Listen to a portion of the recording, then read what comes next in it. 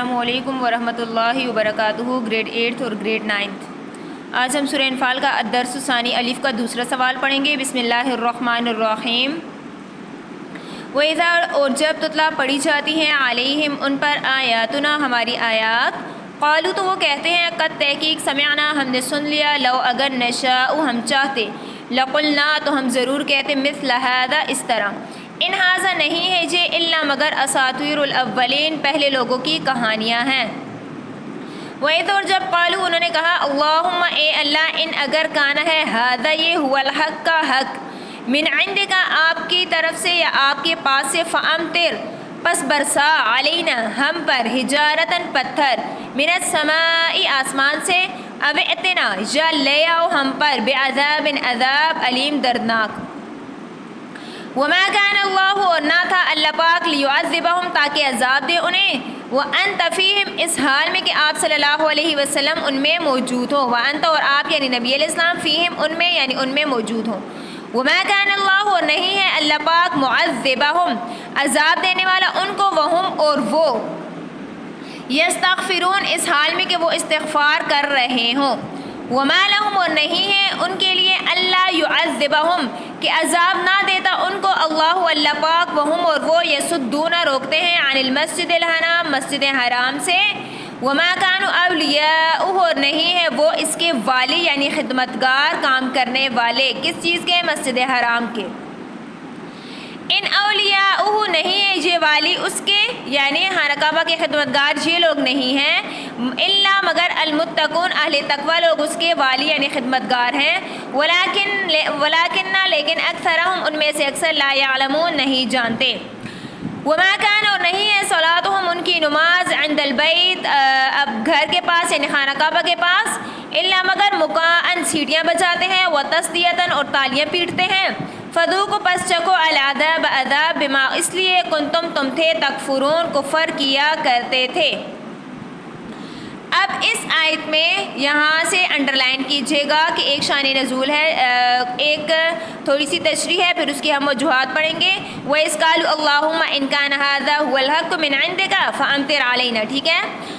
سوال یہ ہے کہ کفار نے عذاب کا مطالبہ کون سا عذاب کا مطالبہ کیا اور کیوں کیا، اور ان پر مطالبے کے باوجود عذاب کیوں نہ آیا، اس کی وجوہات۔ اچھا، کفار کا مطالبہ عذاب یہ تھا کہ اے اللہ پاک اگر یہ قرآن پاک آپ کی طرف سے حق ہے اور ہم اس کا انکار کرتے ہیں تو آپ ہم پر آسمان سے پتھروں کی بارش برسا دیں یا پتھر برسا دیں یا ہم پر دردناک عذاب لے آئیں۔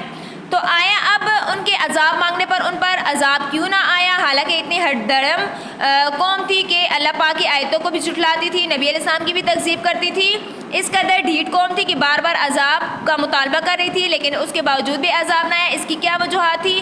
آیا ان پر اگر عذاب آ جاتا، ان کو نیست و نابود کر دیا جاتا تو باقی لوگوں کے لیے عبرت ہوتا، لیکن اس کے باوجود بھی ان پر عذاب نہ آیا، تو عذاب کیوں نازل نہ ہوا؟ اس کی چند وجوہات ہے، ٹھیک ہے۔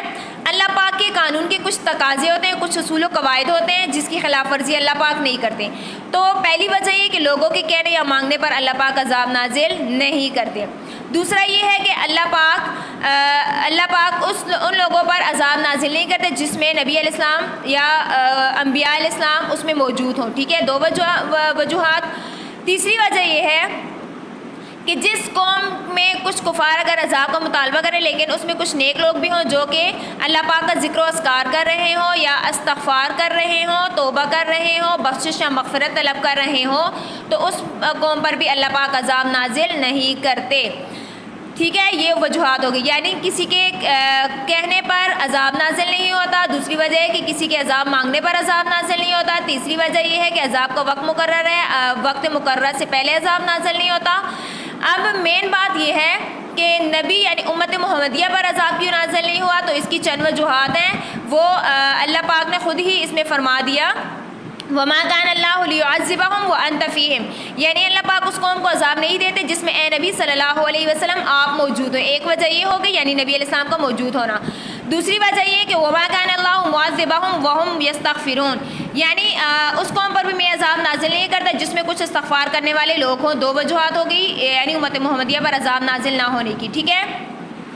یعنی نبی علیہ السلام کا موجود ہونا اس بات کی دلیل ہے کہ نبی علیہ السلام کی وجہ سے عذاب ٹل بھی سکتا تھا اور بدعا بھی قبول نہیں ہوتی. یہ امت محمدیہ یعنی نبی علیہ السلام کی خصوصیت ہے. تو یہ کچھ وجوہات ہیں جس کی وجہ سے اللہ پاک عذاب نازل نہیں کرتے.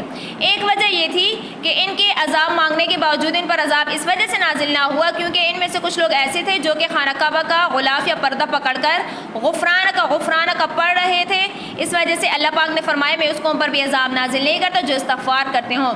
تو یہ چند وجوہات ہیں جس کی وجہ سے اللہ پاک نے ان پر عذاب نازل نہیں کیا. بس یہ ایک ہی سوال تھا, یاد کیجئے گا, یعنی کفار کا مطالبہ عذاب کیا تھا اور جب انہوں نے عذاب مانگا تو ان پر عذاب نازل کیوں نہ ہوا. تو یہ جو چند وجوہات تھی میں نے آپ کو بتا دی, اس کے جوابات وہ یاد کیجئے گا. اپنا خیال رکھیے گا. وآخر دعوانا ان الحمد للہ رب العالمین. فی امان اللہ.